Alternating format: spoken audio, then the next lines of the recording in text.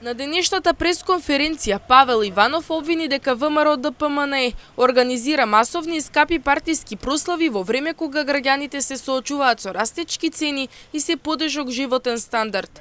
Тој посочи дека за утрешниот настан се обезбедуваат организиран превоз и храна за присутните и побор одговор колку ќе чини прославата и со чии пари ќе биде платена. Иванов истакна дека постојат сериозни индиции за мобилизација на државната администрација за партиски цели. Во време кога граѓаните секојдневно се соочуваат со растечки цени, се поскапа живеачка и се потежок животен стандард, ДПМНЕ си организира масовни и скапи партиски собири. За утрешниот настан се обезбедуваат организиран превоз и храна за присутните.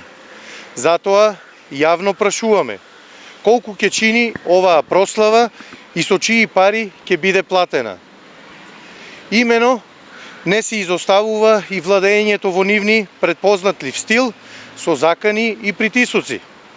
Имаме сериозни индиции дека се врши мобилизација на државната администрација за партиски цели со списоци за задолжително присуство на роденденската прослава на ДПМНЕ во Струмица. Јавно прашуваме дали ВМРО-ДПМНЕ ја злоупотребува позицијата на власт и државните институции за да обезбеди масовност на овој свој роден ден.